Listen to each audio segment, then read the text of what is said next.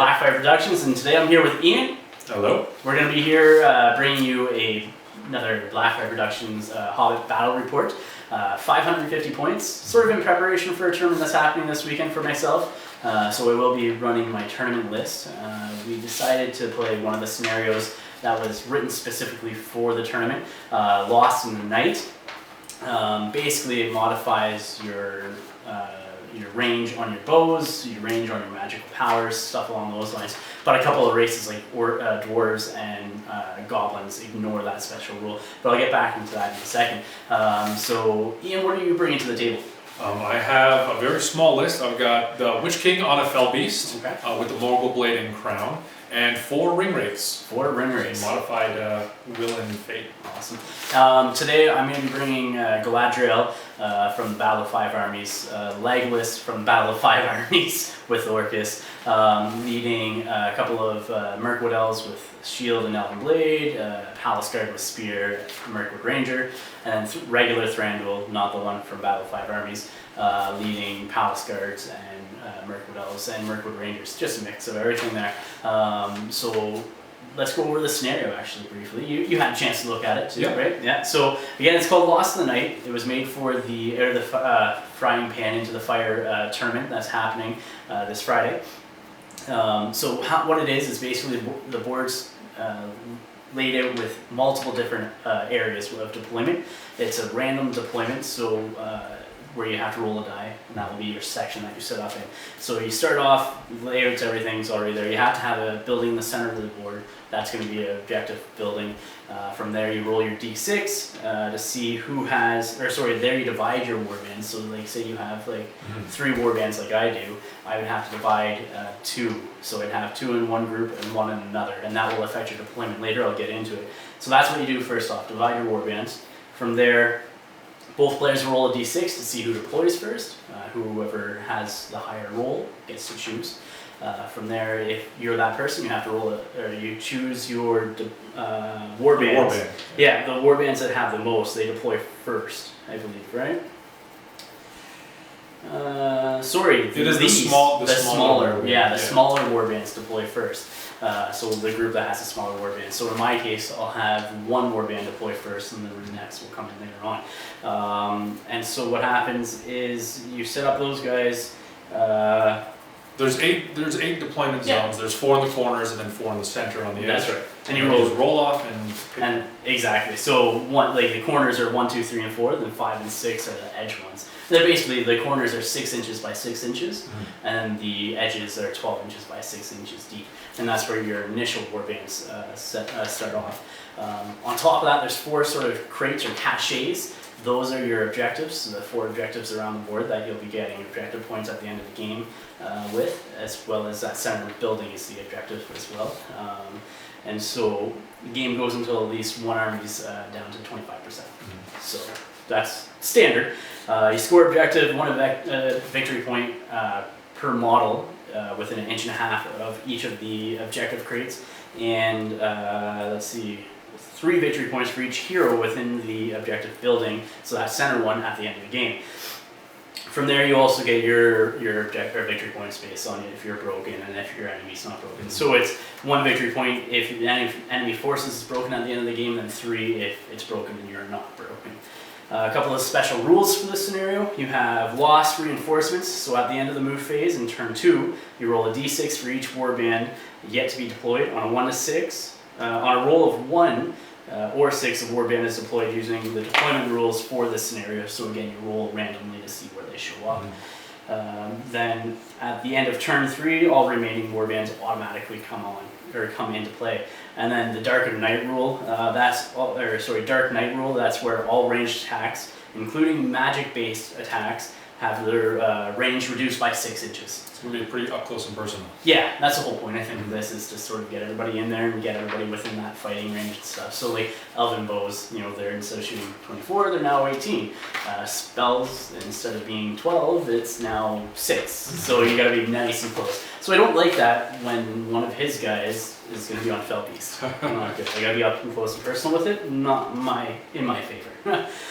So we'll come back, we'll show you the board, then we'll show you the armies that we're playing with, and then we'll get right into the game.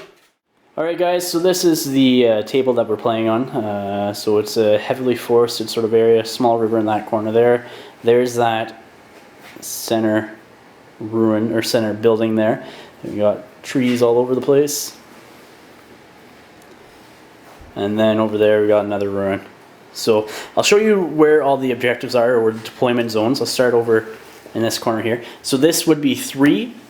This one right in there. That's going to be 3. This would be a 5, I believe. Yep. And then on the opposite side of the table, on the far side, would be another 5. 6s are on that edge and that edge.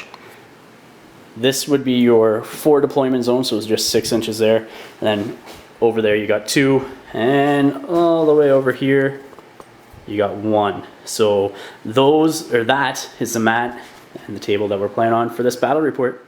So this is my 550 points army. You might have seen this army in another battle report recently put onto Blackfyre Productions against another opponent, Tim. That was just in preparation for the tournament that is happening this Saturday. So in one warband you have Galadriel. She is a Battle of 5 Armies one. Can't remember the actual full title for it, but that's not a big deal. Off to the right, you have Legolas. In Legolas's warbands, you have 2 Mirkwood Elves with shield and sword, 1 Mirkwood Elf with bow, and 1 Palace Guard with spear. Then over here, in Thranduil's warband, you have 4 Palace Guards with Elven Blade and Shield. You have 3 Mirkwood Elves with Elven Glaive and Shield. They're not modeled with shields. That's just again because I don't have any casts or anything like that or extras. And then 1 Palace Guard with Shield and Spear, and 4 Mirkwood Rangers. So I'll go into showing you Ian's army next. So this is Ian's army. Ian, can you sort of walk me through what you got here? Let's start off with the guys on the bottom there, I guess. It's super simple. I just have 4 Ringwraiths. Yep. Nothing special about them. Just gave them a couple of extra points of might and will. Mm-hmm. And in the back, I got the Witch-King with the Morgul Crown and Blade on a regular Fellbeast. And just in case he loses the Fellbeast, I got him on foot. Alright, so that's the armies. We'll roll for deployment here in a second. Alright, just so you guys know, for deployment purposes, what I'm going to do is I'm going to start off and divide my warbands into, so Thranduil here. Thranduil and his 12 guys are going to be one half of my guys, and my other 2 warbands will be Galadriel and Legolas. So that will be how I divide my forces. Ian has decided to divide his forces via 2 Ringwraiths with the Witch-King.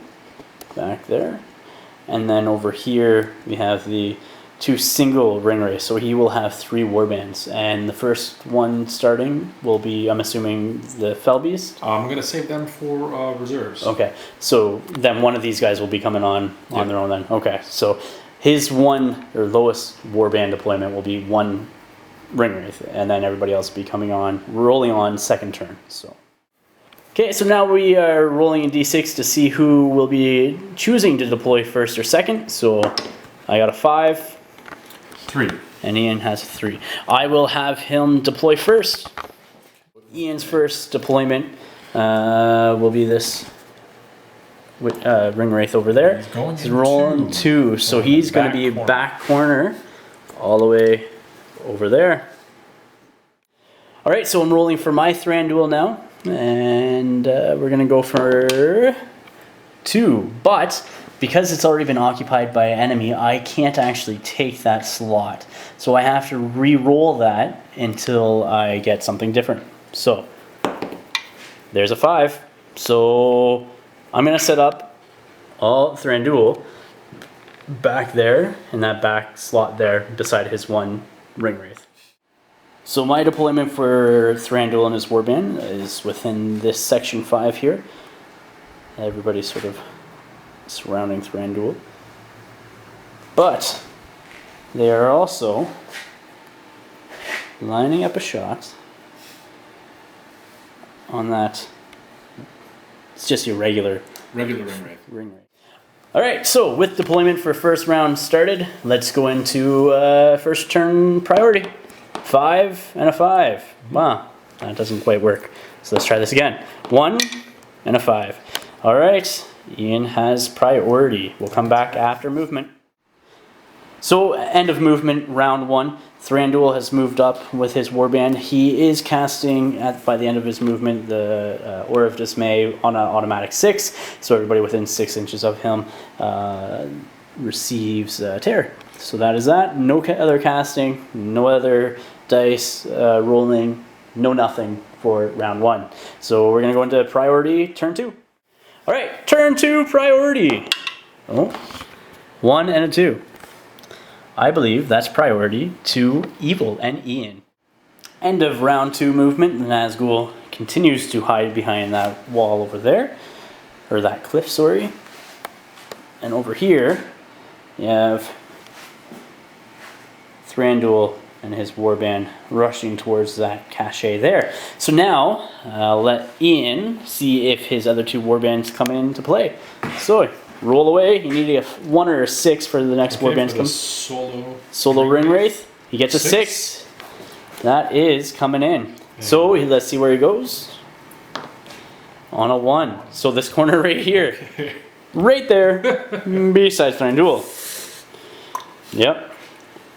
Well, I know at least I'll have something to shoot at. And the other 2 Ringwraiths and the Witch-King. 2, so not in this turn. So I'll now roll for Galadriel. She's coming in on a 6. Let's see where it is. On a 4. So that's the far corner all the way over there. It's a great spot for it. That's a wonderful spot for it. Out of the way. And now let's see about Legolas. Legolas is not coming in this turn with his warband. So I'll deploy Galadriel and show you where she is. Alright, so Galadriel is deployed within that little 6-inch square there. And all the way over here, you have the Ringwraith. I think she might try banishing him. Let's go right into priority next. Priority roll. Turn 3. Priority, good. Let's see what happens. Galadriel is just going to be moving up 6 inches up to there. And she's going to roll for her Fortify Spirit on herself, needing a 2. And that's a 1. So she didn't get it. But there's always the next turn. Alright, so that Ringwraith there has moved up from all the way over here, trying to get away from the Palace Guard. And has decided to cast Black Dart on this front Palace Guard there. Let's see what happens. Needing 5s, I believe. Just going to use 1 point of will. And I'm going to use a point of might. Okay, so it goes off. I can't resist it. So now you got to roll the wounds and see what happens. So strength 9 versus defense 6. Needing 3s. Ooh. I will might that. You're going to use all your might from this Ringwraith. Alright, so he is out of might, but that Palace Guard has a bit. Alright, so this Ringwraith over here has moved up 3 inches to that first cliff there, or edge, and is going to try doing a climb check to get up. So yeah, it moves up to the next layer, but cannot continue moving. Just so you know, he is going for that cache right up there. Alright, so the end of this round, round 2 that is, did see another Ringwraith come on and Galadriel, so the Ringwraith is there, did Black Dart one of the Palace Guards, but those guys will be charging in hopefully next turn. 2 Mirkwood Rangers over there. There's no shooting or anything because everybody's moved full. Thranduil's all the way over there. A couple more Mirkwood Rangers. And then all the way over here is Galadriel. Oh, and don't forget that Ringwraith right there. Priority roll for turn 3, 6. Aye, aye, aye. And 2. Priority, me. Any heroics or anything? No. I guess you really don't have any might where it matters in that one fight. But we'll come back after movements then. Galadriel, sensing the presence of the Ringwraith over on the cliff there, has moved towards him. Is at the end of her movement going to cast, hopefully, Fortify Spirit on a 2+, using her free one. And it goes off on a 6. Alright, so this is the end of movement for turn 3, so everybody else will be deploying at the end of this turn. I'll just show you where everybody is, though, before that deployment. So Galadriel is there with Fortify Spirit on. Ringwraith is all the way over here, trying to hide from a couple of Mirkwood Rangers all the way over there. And only one will have, or one has moved half range, the other one has moved full 6 inches. So only the one will have a shot through a little tiny hole, pinprick of a hole, but there will be in the way. And then over here, you have Thranduil and the Mirkwood Rangers and Mirkwood Elves and Palace Guard around the crate. And all my Palace Guards here are in on this fight as well. There's 5 on 1. So there's going to be 1 shot for shooting phase, but that's actually getting to the deployment first of the other guys, starting with my warbands. So this is for Legolas's warband. See where he deploys. He deploys on a 2. So that is, what is it? Top corner, I believe? Top corner behind the castle. So right over there.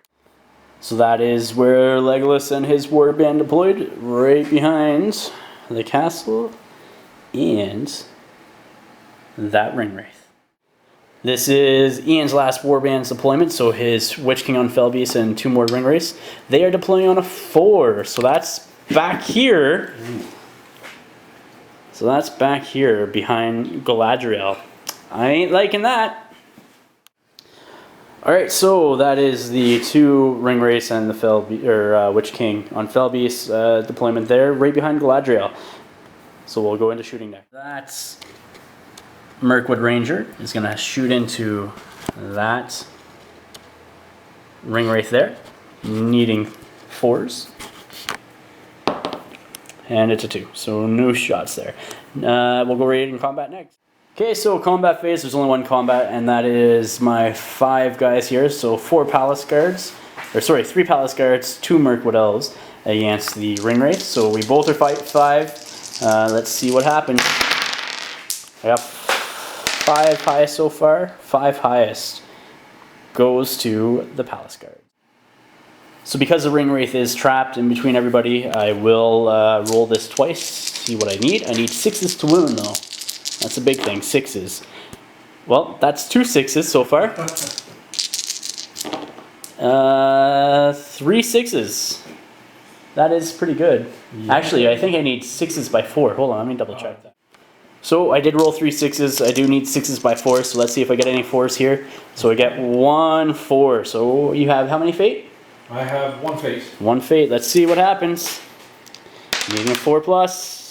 And he's good. He's good. But he is down a will. So everybody has backed away from the Witch-King, or the Ringwraith. The Ringwraith after that fight. So let's go right into priority for next round. So we got a 2.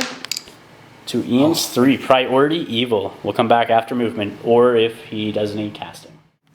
This Ringwraith here has moved up within 6 inches of Galadriel there. And are you going to be casting Sap Will or Transfix? Channel Sap Will. Channel Sap Will. So use one of your might. And then how many wills? 2 dice. Alright, let's see what happens. It's a 3+. Yep. So there's a 3. I'm going to use my Fortify Spirit. I'm not using any will to resist this. So needing 3 highest. And I get a 6 to resist.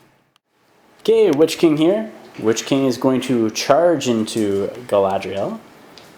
Does need to make a courage test because she does have terror, so go ahead. He has courage 6. Courage 6. Courage 6. Oh, just made it. So he is in. Are you going to be casting anything before you get into combat with her? I'm going to try Sap Will again. Sap Will again. All right. So how many will are you going to use? I'm going to use... let's go for 2 again. 2, all right. And rolling off. Channel it. Oh, it's channeled. Oh, it's channeled. And 3. Twice. All right. So I just need a 3 or higher, and I resist on the 4. So, but he does get to move in to combat with Galadriel. Over here, this Ringwraith is trying to escape the Palace Guards and Mirkwood Elves. So he is going to cast Black Dart using 2 will this guy on that Palace Guard there. Let's see what he gets. 4. And doesn't even have any might left to might that up to a 5. So no good. What is he going to do now? He's just going to charge in. All right. He charges in. We'll come back after the rest of the movement is done. Movement has completed on turn 4. All the Palace Guards and Mirkwood Elves have charged into that Ringwraith over there after the one Ringwraith charging into the one Palace Guard. These guys are staying stationary to hold that objective at this point in time. Over here, Thranduil has moved up, hopefully going towards the aid of Galadriel. Those guys have stayed stationary as well. They do have a shot into this Ringwraith that is hiding underneath there. Not that you can see him. Oh, there he is. Legolas and his guys. They are coming to the rescue, hopefully, of Galadriel. So, I got 2 shots for shooting, and that's that. Alright, those 2 Mirkwood Rangers do have the shots. Again, in behind that statue is the Ringwraith. So they need 3s. So 1 hit. Need in the way 4+. Does not make it through. So right into combat. Alright, so just at the beginning of combat here, I will say that Galadriel is calling a heroic strike with 1 of her might. Just in case the Witch-King decides to call one. I don't know. Will be doing the same. Witch-King is also doing the same. So let's do that combat first. Alright, so Ian wants to do this combat first. It is Galadriel versus with 3 attacks versus the Witch-King with 4 attacks. So let's see what happens. Oh, we gotta roll to see who gets higher fight. So Galadriel is 10, and you are only 6. I need a 6 here. That's not great. I got a 5 highest. Let's see if I need a might. Let's see, you have 4 attacks. You do get a 6, so I will have to use another might point to win that fight. Alright, so here's the 3 attacks from Galadriel. I'm going to say they're going to go after the Witch-King. Let's see what happens. I need 6s by 4s here, guys. I got nothing, but he is pushed an inch back. Have you ever heard that song, I've Had a Bad Day, by Fuel? It's a late 90s song, early 2000s? Fuel? I've had a bad day again. Yeah, no? Okay, I'm not going to sing it because I have a terrible singing voice. But when I look at this Ringwraith, he's definitely having a bad day. So we're going to probably have to do this combat. So I got 7 attacks versus his, 1. I got a 6 to a 3. He is trapped, so let's see if he wins. And it was a 6 and then it bumped the edge and turned into it. I need 6s by 4s. So nothing yet, but he is trapped. So let's roll this again and see. I see 1, now 4. There it is, there it is. And he has no fate left. That Ringwraith, like I said, had a bad day, and now he's gone. Alright, priority roll. What is it, turn number 5? Yep. Turn number 5, let's see what happens. 2. Oh! Yes! Yes, any heroics? Beginning of movement phase. No heroic casting, no heroic moves, no nothing. Okay, here we go. I will come back after movement. So Galadriel has moved up her 6 inches. She's now going to spend 1 free one and 1 free, 1 regular will to cast Banishment on the Witch-King. That's not good. Roll the 4, so it goes off. So how many dice are you going to resist with? What do I need on the resist? You need to beat a 4. Got to beat a 4. Beat a 4. I'm going to go 2. Alright. Be conservative. Let's see what... And here's the roll! Oh! Oh, he can't even might that! Ooh! As the GBHL guys would say, hashtag Bosch. That's bad. So, he takes a wound automatically, but you have fate. You have 2 fates. So roll 1 at a time and see what happens. You need a 4 or higher to save it. There it is there. So he's down 1 fate though. Slowly but surely. As long as she survives. Alright, so Ian has not fallen for my bait of Galadriel falling towards Legolas and his guys for some shooting action. So he's now going towards the center of the board with the Witch-King, and the 2 Ringwraiths are following. Galadriel is over here trying to survive and meet up with Legolas, who was going to shoot the Witch-King, and I measured, but because of this, what is it, darkness rule? What is the rule called again? Yeah, Dark Knight. The Dark Knight rule. my range of the bow, or on Legolas's bow, went from 24 to 18. So he's something like, what, 20 inches away? So normally I'd shoot him, and I only move 3 inches, so I do the automatic hit on, the Witch-King. But because it's less than or more than 18 inches, I can't. Over here, my guys are just sort of swarming in around the objective, and also holding that center objective there. This Ringwraith did move around. There's been no extra casting this turn or anything like that, so we'll go right into shooting next. Alright, so the one Mirkwood Ranger right beside Thranduil will shoot into the Witch-King. Has not moved, so needs 3s. Hits. In the ways for the building. Does not get through. So the other Mirkwood Ranger, right there. That one, right there, yeah. She's going to be shooting at that. Oh, where are we? That Ringwraith right under there. Hits on the 6. In the way, nothing. Does not get through. So there's no combats this turn. Shooting is done, so it goes right into priority. 2. 1. Oh, any heroic moves or anything like that? Nope. Nope. All right, we'll come back after movement. So Galadriel there, after her movement back towards the Witch-King, is going to use 1 free 1 and another might or will point to try to cast Banishment. Rolling a 5. Okay, so we decide to resist with 2 on the Witch-King. Ooh, does not go off. He has 1 fate left though. Can he stop this wound? He does not. The Witch-King has been banished, and Fellbeast automatically fails his courage test. So that will be her movement, and we'll come back after everybody else's movement.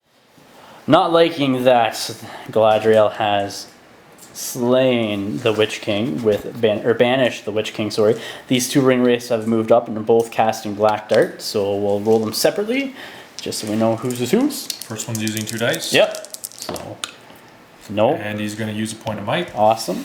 Makes sense. So that is a 5. I'll see if I cancel with their 2 free will from Fortify Spirit. Does not, and don't have enough to actually might that up to the 5 to resist. So let's see if it wounds. Strength 9. Or yeah. So 3s. Oh, does he have a might? He has 1 might. I'll use it. All right. So here's first fate point. First fate point is good. Okay, so second Ringwraith. Also using 2 dice. Yep. Not even close. Nope. So nice try, but not any luck there. So that Ringwraith under there has moved over slightly and is black darting that Palace Guard back there with a spear. All right, needing 5s, using 3 dice. I will one or what it might one, yeah. Might in one of those. Yeah. All right, so needing 3s to wound because he can't resist it. 3. That Palace Guard is dead. So movement has completed for both sides. Those Ringwraiths have moved up slightly. And black darted Galadriel, who resisted. Over here, Legolas has moved up 3 inches. Everybody else has moved up 6. Palace Guard there was black darted by the Ringwraith under there. These guys stayed stationary. Thranduil and Mirkwood Rangers. And then those guys are rushing to the aid of their leaders. So we'll come back with shooting next. So starting here, Legolas is going to do 1 automatic shot into this Ringwraith there. Automatically hits, so we'll have to roll a wound, needing 6s by 4s. But let's see what he gets.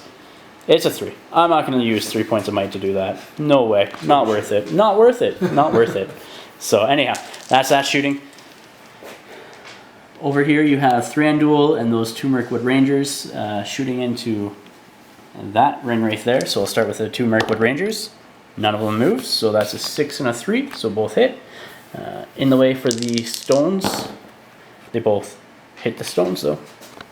And Thranduil, who did not move, needing 2s, so hits, needing 6s. I will might that with one of his 3 might, so needing nothing. Not good at all. So that's that. No combats this phase. We'll come back into priority roll. 5 and 2. Priority good. Any heroics or anything? Nope. Nothing. All right, we'll come back after movement. All right, so Galadriel's movement, she's going to stay stationary, but she's going to use a free one and one of her reserve rolls for banishment on that Ringwraith there. Does not go off. 1 and a 2. Not using that last point of might either. And that's it. That Ringwraith in there is going to be doing black darts on that model, or Legolas, I should say. Needing 5s. I'm going to use my last point of might to channel it. Okay. And just hope for lucky dice. Oh, gets it on a 5. Gets it on a 5. Legolas will spend his 2 will to hopefully resist. Ooh. And how many might does he have over there? 3, right? I will spend 2 might to stop that 3. Make it into 5. I don't want risking him being killed. I'm sorry. So that's that. Over here, again, I think both Witch-King or both Ringwraiths are going to be black darting Galadriel all the way over there. So the first one's going to use how many will? I'm going to use 3 for the first one. He has no might left. All right, 3 for the first one. Oh, 6. And 5. Okay, here's her roll. 4. So nope, does not go through. So needing 3s to wound. Well, a 3 to wound, I should say. And it's a 6. Let's see if fate number 2 makes it on a 5. Next one. 3 as well. Oh. Does he have might? At 1 point of might, I'm going to use it. Might as well. Might as well. So that was a 4, bumping it up to a 5. All right, so resisting on a 6. There we go. So we'll come back with shooting. So shooting phase, Legolas here is going to shoot an automatic shot into that Ringwraith. So see if he rolls the wound. That's a big fat no of a 1. Over here you have the 2 Mirkwood Rangers doing the same thing into the same guy. 1 hit. And does not wound. And then I'll do Thranduil's next, needing 3s because he moved. That's a 6. I need that 6 again. A 6. 6. Oh, let's see. I need I still need a 4 though. And it's 3 6s in a row with no might. All right, let's see if the Ringwraith saves it. He does have 1 fate. Nothing. Does he have any might? Oh, no, no, he does not. Because he used on Legolas, yes. So that Ringwraith is gone. It poofs back into the ethereal realm or something like that. Okay, so Ian is now broken, but he's not quite at 25% yet. I need him down to 1 model for that, to be below 25%, but he is broken. So let's roll priority and see what happens. I rolled a 4. And Ian too, priority, good. So Galadriel there is going to be doing the banishment onto the front, that Ringwraith there, using a free one and one of her stores. Rolling a 4, I'm gonna resist. I should, I would if I were you, so it doesn't die.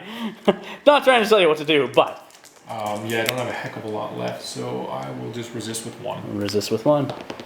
And didn't do so well. Where is it? I can't even see. It's a 2. It's a 2. All the way over here. It's a 2. All right, fate. 6. All right, he is good nonetheless.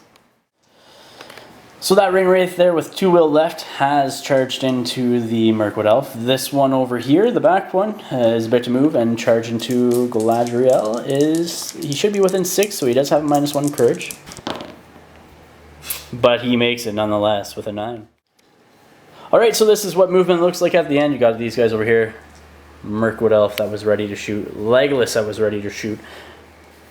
Those guys, Mirkwood Rangers and Thranduil, ready to shoot, but they can't now because of combats. And those guys just charging around to hold another objective over there.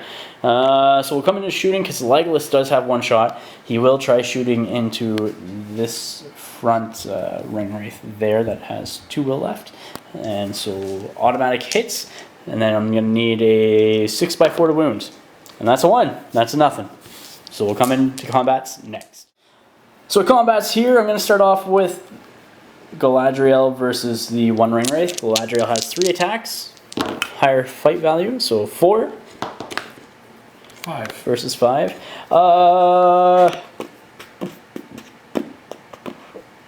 You know what? I won't might it. Go ahead and roll that one attack to see if you win. She's only defense 3, so you need force because you're strength 4, right? Yep.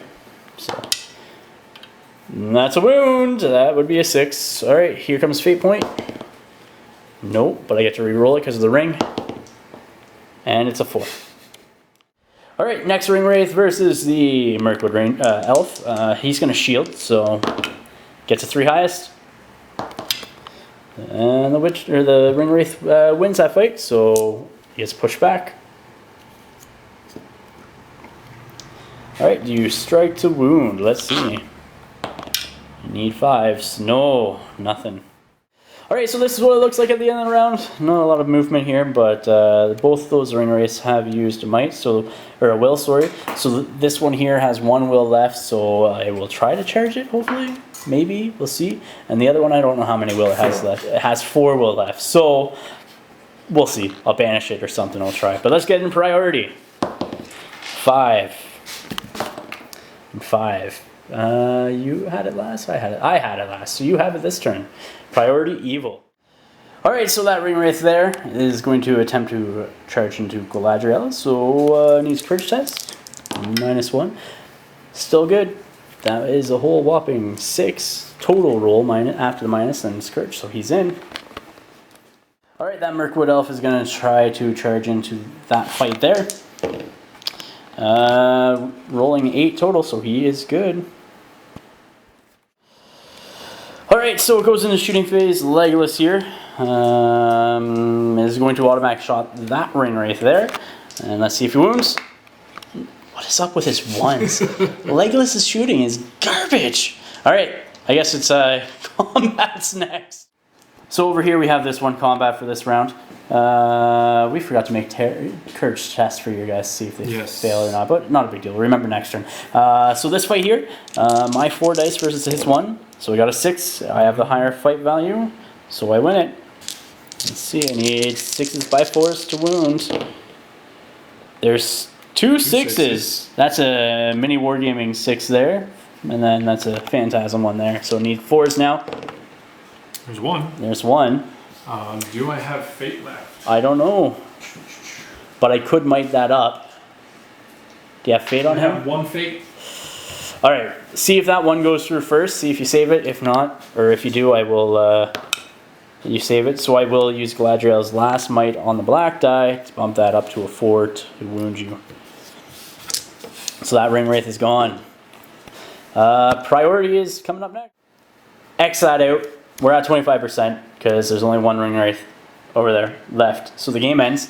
I get 1 point. Yeah. We'll tally up victory points and go from there and come back with the after action report. Alright guys, welcome to the after action battle reports. You saw the game, you saw the die rolls, and you saw the fall of the Witch-King to Galadriel. Ian, thanks for coming out. Thank you. I appreciate it. What's your thoughts? It was a game. That's about it. I think the scenario with the list I had was an uphill battle to begin with. Absolutely. And then up against Galadriel and like elite elves. Yes. It made it more difficult. Yes. I think with your high defense and high fight value, Yeah. it's difficult because I don't have a lot of might to play with to begin with, and yeah. I'm getting a single attack. So Yeah. And see, for me, Galadriel, like, and I told you before we were playing that this was going to be my tournament list, stuff like that.